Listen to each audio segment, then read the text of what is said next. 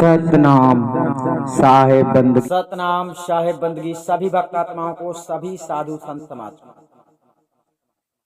आज हम आपको बतलाएंगे अनहद का अर्थ क्या होता है। जी हाँ, अनहद 4 अक्षरों से बना हुआ है। अब इसका संधि विच्छेद करके हम अच्छी तरह समझते हैं अनहद किसे कहा जाता है। पहले तो आप इसको मोटी भाषा में समझिए कि अनहद धुन को कहा जाता है। ठीक है, अब चलते हैं कि वो धुन कैसे हैं। अब हम अनहद का आपको पहले हम विस्तार करके बता देते हैं। अनहद धुनें होती हैं जिसको अनहद कहा जाता है। शास्त्रों में इसे बीड़ा, सितार, शंख और मृदंग और हारमोनियम, इस प्रकार से घरियार, जितने जो मतलब कई प्रकार के संगीत वादक होते हैं, इनको भी अनहद बताया है, यानी शास्त्रों में। परंतु वास्तव में अनहद की बात हम आज करते हैं आपसे, और वास्तव में अनहद का अर्थ आपको समझने को मिलेगा इस वीडियो में। अनहद का पहले आप लोगों को अर्थ समझना है, मतलब अनहद कहा किसे गया है। अनहद का हम पहले अनुवाद करते हैं। इसमें से हम पहले अनहद को अलग अलग करते हैं। कहने का तात्पर्य है कि अन को अलग करते हैं, हद को अलग करते हैं। अन शब्द जो आता है ये अनेक प्रकार का, अन जो शब्द आता आ और ना, ये शब्द कहता है अनेक प्रकार। इसका मतलब हो जाता है अनेक प्रकार। ठीक है, अब यहाँ पर हमने पहले आपको बताया अनहद की पहली हमने पहचान आपको बताई है कि कोई धुन है। धुन कोई भी हो सकती है, यानी कि आप पानी में लाठी मारोगे, हाथ मारोगे तो उसमें से भी धुन उत्पन्न होगा, यानी वो निकलेगा। ठीक है, तो आपको यहाँ पर समझना है कि धुन, पहले तो ये समझ लेना है कि कोई भी शब्द की धुन अनहद है। ठीक है, अब यहाँ पर आपको जानना है कि अन का मतलब होता है अनेक। अब एक धुन नहीं, अनेक प्रकार। ठीक है ना। और हद का मतलब होता है सीमा। हद का मतलब होता है सीमा, यानी सीमित। और जो अनहद की बात आती है, जितने लोग अनहद की धुनें सुनते हैं ध्यान करके, वृथा में मतलब अपना समय बर्बाद कर रहे हैं। अनहद का पहले हम आपको यहाँ पर समझा देते हैं ठीक से। अन शब्द जो कह रहा है, अन जो लगा हुआ है, अन आ और ना, इसका मतलब है कि अनेक, और हद का मतलब होता है सीमा। अब अनेक और सीमा, यहाँ पर दोनों चीज को हम पहले यहाँ पर अच्छी तरह समझ लेते हैं। अनेक क्या है? अनेक प्रकार की धुनें, अनेक प्रकार के शब्द।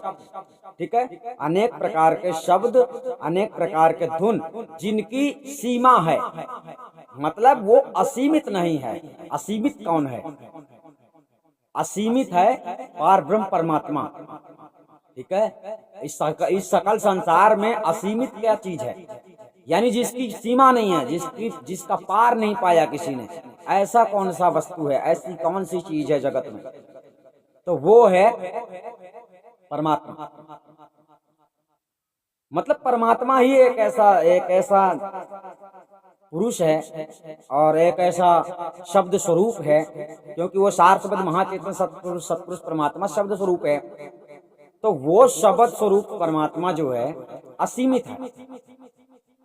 यानी यहाँ पर अनहद से संबंधित आप लोगों को अच्छी तरह समझ लेना कि जितने भी मतलब आप लोगों को धुनों के बारे में बताया जाता है और ध्यान लगवाया जाता है, यानी आप लोग ध्यान लगाते हैं, आप और कोई भी लगाता होगा, आप उनसे पूछना। क्योंकि आप जो आप सुनोगे, मान लीजिए आप धुन सुनते हैं, आप जो धुन सुनते हो ये जरूरी नहीं है कि आपके जो दूसरा व्यक्ति है वो भी वही धुन सुनता हो, क्योंकि ये आप लोगों की गलत प्रेमी है। ध्यान करने वाले जितने लोग हैं सब अलग अलग जवाब देते हैं, कोई सही जवाब नहीं देता।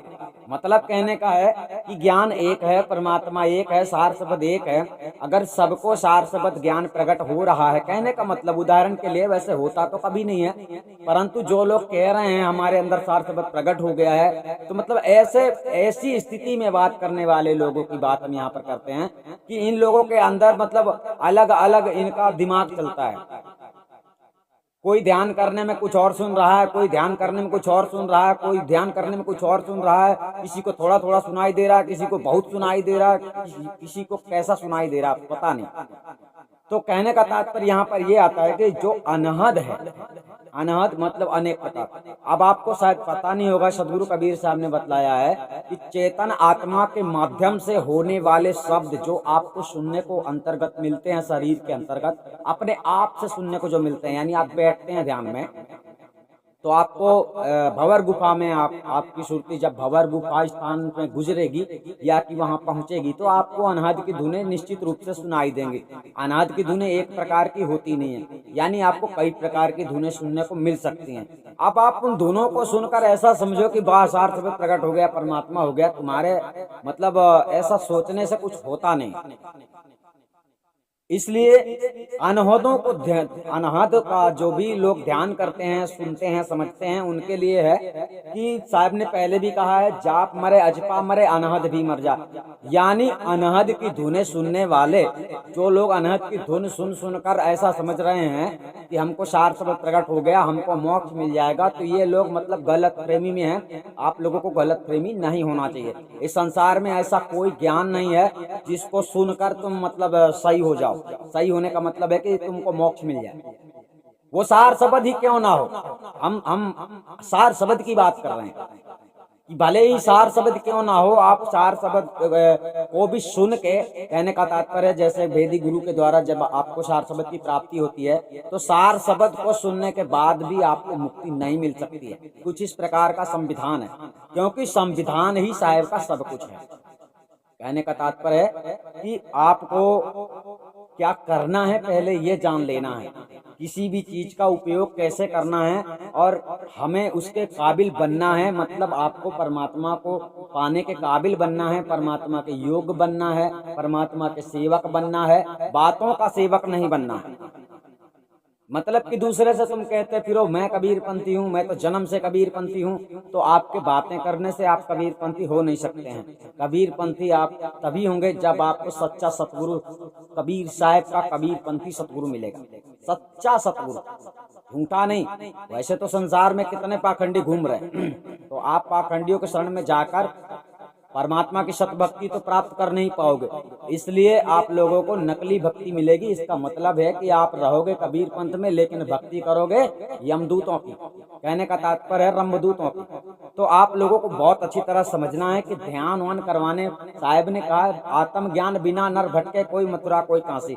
आप लोग यही समझ लीजिए कि आप लोगों को आत्मज्ञान ना होने के कारण कोई मथुरा काशी भटक रहा है और कोई अपने ही अंदर भटक रहा है। अपने अंदर भटकने का मतलब यही होता है कि जो आज तक तुम खोज ही रहे हो, मतलब आपका गुरु तो मिल गया है लेकिन आपको ज्ञान नहीं मिला, आत्मज्ञान नहीं मिला, गुरु ने और आपको भटका दिया है। ऐसा करो, वैसा करो, जाप करो, ध्यान करो, है ना, तो आप लोगों को समझ में नहीं आता है। तो जो भी आप लोग अपने आप से मन, अपने आप से शरीर के अंतर्गत उठने वाले शब्दों को सुनते हैं, वो सभी शब्द कौन से माने जाते हैं? अनहद। ठीक है। और आपको अनहद से परे जो बेहद है, जिसकी सीमा नहीं है, जो असीम है, अनंत है, उसका ज्ञान प्राप्त करने के लिए, उस नाम को जानने के लिए आपको भेदी गुरु के सिवाय इस संसार में दूसरा कोई रास्ता नहीं। कोई भी मतलब उसके लिए विधान है ही नहीं। एक ही विधान है, सच्चा सतगुरु अगर आपको मिल जाता है तो आपको आत्मज्ञान प्राप्त। साहेब ने आत्मज्ञान करवाया था, कोई भी साहेब ने अंतर मंत्र जाप करने के लिए नहीं दिया है कि बेटा इसको जपो, इसको जप जप के चले आओ। क्योंकि आप स्वयं ही विचार करो, आप लोगों को स्वयं ही विचार करना चाहिए कि मान लीजिए कि आज आप मौजूद हो, शरीर में हो, आपके अंदर ज्ञान नहीं है, आपको कोई समझा रहा है, तो आपको समझना चाहिए कि जितने भी जो भी आज तुम सुन पा रहे हो, कल वो तुम नहीं सुन पाओगे। और कैसे सुनोगे, किस कानों से सुनोगे और किस स्थिति में तुम रहोगे, किस शरीर में रहोगे। मान लीजिए किसी ने आपको सोहम शब्द जाप करने के लिए दिया, आप बैठ के जाप करते हो, शरीर छूटेगा तो फिर तुम कैसे जाप करोगे। साहब ने यही बताया है कि जब जीरा को काल ग्रासै कौन नाम गही बांटे। जब काल निरंजन जीव को यानी अपने अपने अपने उसमें लेता, अंडर में लेता है, पकड़ता है, मारता है, पीटता है, यानी उस समय जब वो तकलीफ देता है, तब उस समय तुम कौन सी विद्या, कौन सा मंत्र जप के तुम बच जाओगे। ऐसा कोई मंत्र है तुम्हारे पास, ऐसा कोई नाम है? और वो नाम वही है जो नाम आपके होठों में भी आ नहीं सकता है।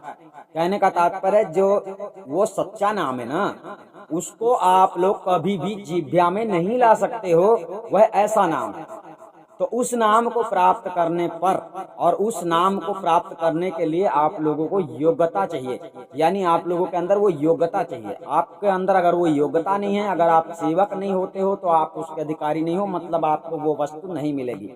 ठीक है, तो आप लोगों को अनहद, अनहद का मतलब यहाँ पर समझाया गया है कि अन शब्द जो लगा हुआ, अन शब्द अनेक प्रकार का है और हद का मतलब सीमा। जितने शब्द आप लोग सुन रहे हो शरीर के अंतर्गत, ये शरीर तक ही सीमित है।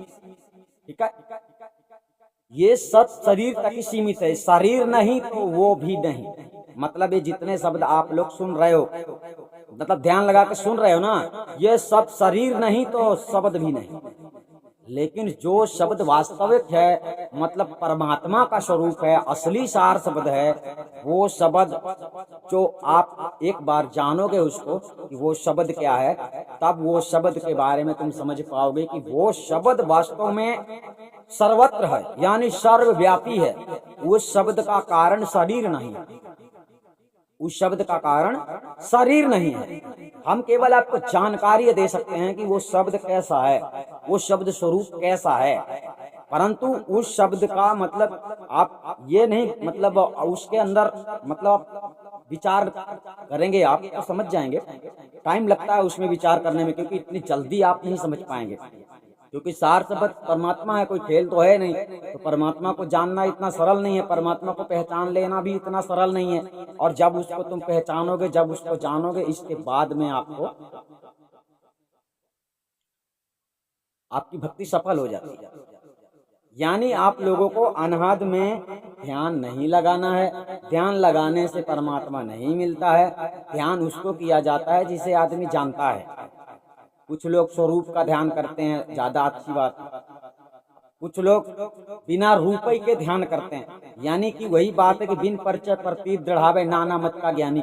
आपसे आपको कोई परिचय नहीं करवाता है कि ये परमात्मा है, ये आत्मा है, आपको परिचय नहीं करवाता है, आपको बल्कि और ढूंढने के लिए कह रहा है।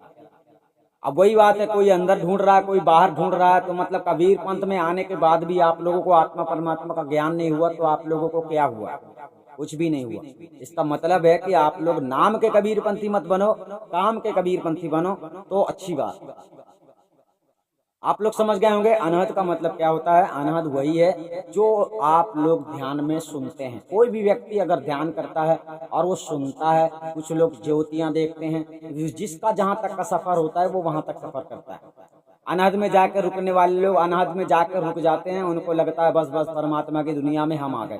आपको पता भी नहीं चलता है कि परमात्मा तो हर जगह मौजूद है, तुम्हें कहीं जाना आने की जरूरत ही नहीं है, तुम्हें तो सिर्फ जानना है परमात्मा कैसा है। वो कहीं छुपा नहीं बैठा है, वो तो हर समय मौजूद रहता है, लेकिन शायद आपको पता नहीं है, आप लोगों को गलत फहमी है। तो सतनाम साहिब बंदगी, हम आपको फिर मिलेंगे। आज आपको हमने बताया है अनहद, शायद आप समझ गए होंगे, नहीं समझे होंगे तो आप फिर से हमसे पूछ सकते हैं। सतनाम साहिब बंदगी।